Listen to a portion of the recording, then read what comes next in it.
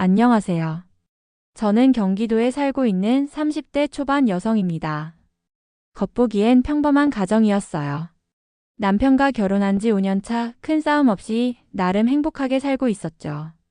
그런데 몇 달 전부터 남편의 태도가 이상하게 변하기 시작했습니다.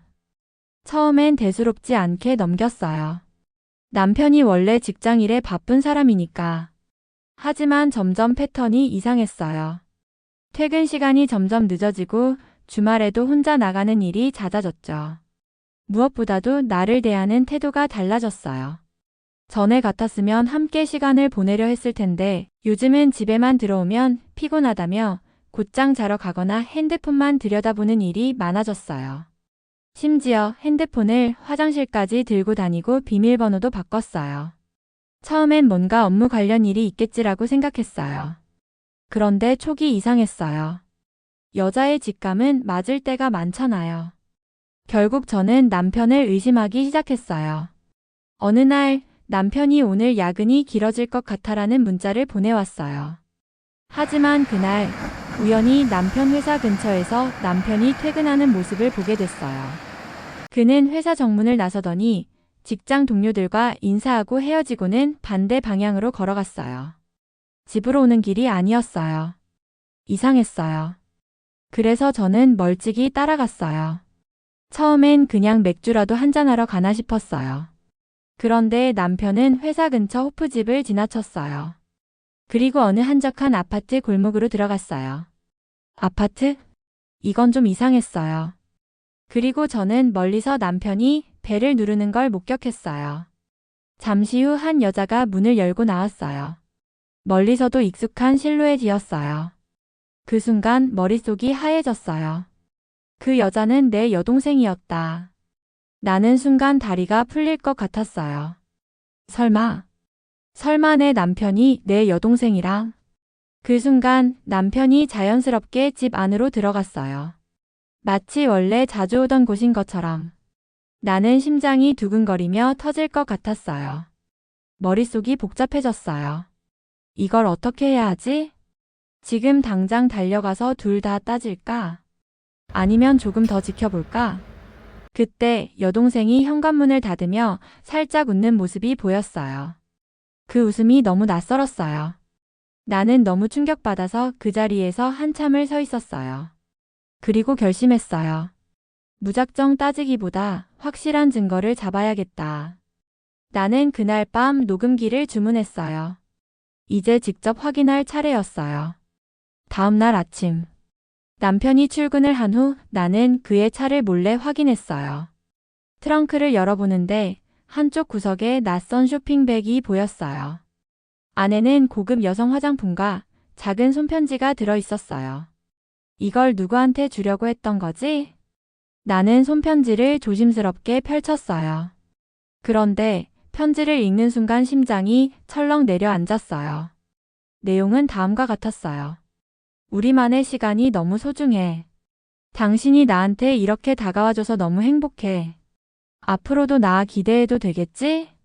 누가 봐도 연인 사이에서 주고받을 만한 편지였어요. 나는 편지를 꼭 쥐었어요. 이제 더 이상 망설일 이유가 없었어요. 나는 곧바로 여동생에게 전화를 걸었어요. 여보세요? 여동생이 평소처럼 태연한 목소리로 받았다. 어디야? 집이지. 왜? 나는 너무 황당해서 헛웃음이 나왔다. 그래? 근데 어젯밤엔 어디 있었어? 잠시 침묵이 흘렀다. 집에 있었어. 왜 그래? 거짓말이었다. 나는 그 장면을 똑똑히 봤다. 그녀가 직접 남편을 집 안으로 들이는 걸. 나는 입술을 꽉 깨물었다. 그래. 집에 있었구나. 나는 전화를 끊었다. 이제 더 이상 기다릴 필요가 없었어요. 나는 남편의 차에 작은 녹음기를 몰래 숨겨두었어요. 그리고 다음날 그 녹음기를 회수해서 파일을 확인했어요. 거기서 들려온 대화는 내가 예상했던 것보다 훨씬 충격적인 내용이었어요. 우리 이러면 안 되는 거 알면서도 참 힘드네. 나도 알아. 그런데 멈추고 싶지 않아. 나는 핸드폰을 떨어뜨릴 뻔했어요. 내 동생이 남편을 사랑하고 있었어요. 그런데 뭔가 이상했어요. 남편의 말투가 너무 불안했어요. 그때까지만 해도 나는 몰랐어요. 이게 단순한 바람이 아니라는 걸. 이게 내 남편이 처음부터 계획한 일이라는 걸. 나는 녹음기를 꽉 쥔 채 손을 부들부들 떨었다. 남편이 내 동생과 그런 관계라는 것만으로도 충격이었는데 이 대화 속에 묘한 불안감이 스며들어 있었다.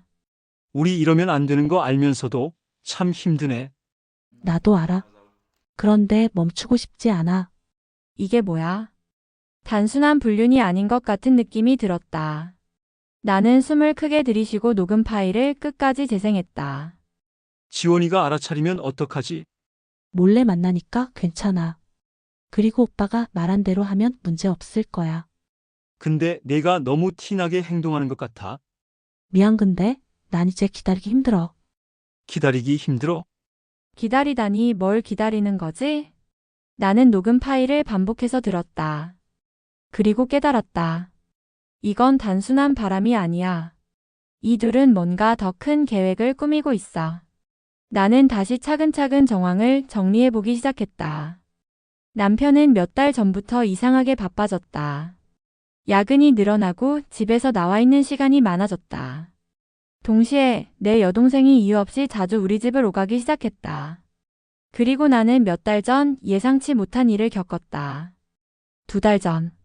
나는 집에서 계단을 내려오다가 중심을 잃고 크게 넘어졌다.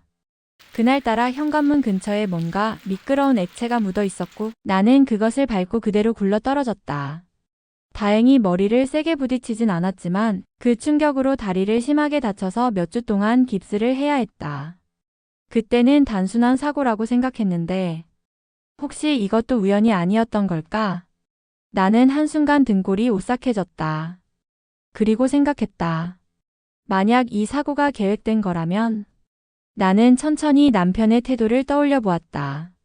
내가 다쳤을 때 남편은 이상할 정도로 덤덤했다. 병원비 걱정하지 마. 내가 다 알아서 할게. 회사는 당분간 재택근무해도 되잖아. 그리고 이상하게도 남편이 그때부터 내 명의로 된 보험 서류들을 정리하기 시작했다. 나는 갑자기 속이 메스꺼워졌다. 혹시 남편은 내 사고를 원했던 건 아닐까? 나는 급히 남편의 서랍을 뒤지기 시작했다. 그러다가 숨이 턱 막히는 물건을 발견했다. 내 인감도장과 내 이름으로 된 서류들. 그 중에는 생명보험 변경 서류도 있었다. 그리고 서류의 수익자란에 적혀 있는 이름은 내 여동생이었다.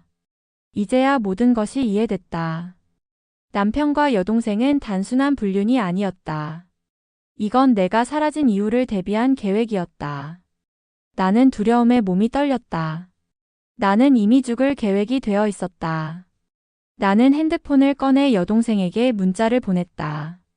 우리 집에 잠깐 올래? 할 얘기가 있어. 몇 분 뒤 여동생에게서 답장이 왔다. 무슨 일이야? 나는 아무렇지 않은 척 답장을 보냈다. 그냥 오랜만에 커피나 마시면서 얘기 좀 하자. 언니가 요즘 힘들어서. 그렇게 나는 덫을 놓았다. 이제 확실한 증거를 잡을 시간이다. 나는 손을 꽉 쥔 채 거실에 앉아 있었다. 심장이 쿵쾅거렸다. 곧 여동생이 이 집에 들어설 것이다. 그리고 나는 그동안 모른 척했던 모든 진실을 폭로할 것이다. 10분 뒤 초인종이 울렸다. 딩동. 나는 평소처럼 태연한 얼굴로 문을 열었다. 여동생이 환하게 웃으며 들어왔다. 여동생 언니 무슨 일이야? 갑자기 부르길래 깜짝 놀랐잖아. 나는 여동생을 거실로 안내하며 커피를 건넸다. 하지만 손이 떨려 커피잔이 덜그럭거렸다. 언니 손 떨려? 어디 아파? 나는 가만히 여동생을 바라보았다. 그리고 차분한 목소리로 입을 열었다. 너랑 내 남편 무슨 사이야? 여동생의 표정이 순간 굳어졌다. 눈동자가 미세하게 흔들렸다. 무슨 말이야? 갑자기 왜 그래? 나는 조용히 핸드폰을 꺼내 녹음 파일을 재생했다. 여동생의 얼굴이 하얗게 질렸다. 이게 뭐야? 내 목소리 맞지? 여동생은 뭔가 변명하려다 입을 꾹 다물었다. 나는 녹음을 멈추고 서랍에서 한 장의 서류를 꺼내 탁자 위에 던졌다. 이건 또 뭐야? 여동생이 서류를 보는 순간 몸이 딱 굳었다. 생명보험 변경 서류. 그리고 수익자는 여동생 이름. 나는 천천히 입을 열었다. 이제 말해봐. 내 사고 우연이었어? 여동생의 입술이 바들바들 떨렸다. 그건 난 몰라. 언니, 그게 아니라. 너랑 내 남편이 바람을 피운 것도 모자라서 내 사고까지 계획했어? 그 순간 현관문이 열렸다. 남편이 퇴근해서 돌아온 것이었다. 남편은 여동생을 보고 순간 당황한 얼굴을 했다. 그리고 나와 눈이 마주치자 그제야 상황을 파악한 듯 굳어졌다. 뭐야, 갑자기 다들 왜 그래? 나는 한숨을 내쉬며 천천히 말했다. 이제 연극 끝났어. 너희 둘이 무슨 짓을 꾸미고 있었는지 다 알아. 남편과 여동생은 서로를 바라보았다. 여동생은 입술을 깨물었고 남편은 애써 태연한 척하며 말했다. 나는 녹음 파일을 재생했다. 남편의 목소리가 또렷하게 들렸다. 지원이가 알아차리면 어떡하지? 그런데 멈추고 싶지 않아. 남편의 표정이 급격히 일그러졌다. 더 이상 변명할 여지가 없었다. 이제 뭐라고 할래? 아직도 아무것도 아니라 할 거야? 남편은 한숨을 쉬더니 갑자기 태도를 바꿨다. 그래. 다 알았으면 이제 어쩔 건데? 그 순간 나는 전율이 느껴졌다. 남편의 얼굴에서 미안함은 사라지고 오히려 뻔뻔함과 냉소가 깃들어 있었다. 내가 이걸 알았다고 해서 우리가 달라질 것 같아? 나는 싸늘하게 웃으며 핸드폰을 흔들었다. 내 녹음 파일이랑 증거들 변호사한테 다 넘겼어. 이제 법원에서 보자. 남편의 표정이 단숨에 무너졌다. 뭐? 이혼 소송 벌써 접수했어. 그리고 너희 둘 보험 사기 미수로 경찰 조사도 받을 거야. 여동생이 깜짝 놀라며 소리쳤다. 언니, 제발 우리 경찰까지는 안 가게 해줘. 나는 고개를 저었다. 그럼 나한테 했던 짓이 용서돼? 여동생은 얼굴을 감싸 쥐었다. 남편은 이를 악물며 말했다. 좋아. 그럼 내가 원하는 대로 해. 하지만 기억해. 내가 이혼하는 순간 내가 모든 걸 잃는 거야. 나는 피식 웃었다. 아니, 내가 잃는 게 아니라 내가 모든 걸 잃는 거야. 나는 미리 준비해둔 이혼 서류를 던졌다. 여기. 사인해. 남편은 서류를 보며 손을 부들부들 떨었다. 이거 진짜야? 그래. 사인 안 하면 내가 직접 경찰 데려올 거야. 남편은 한참을 서류를 쳐다보더니 결국 이를 악물고 사인을 했다. 그 순간 나는 속이 시원하면서도 한편으로는 모든 것이 끝났다는 허무함이 밀려왔다. 나는 여동생을 바라보았다. 그녀는 울먹이며 말했다. 언니 정말 미안해. 난 그냥. 나는 차갑게 웃었다.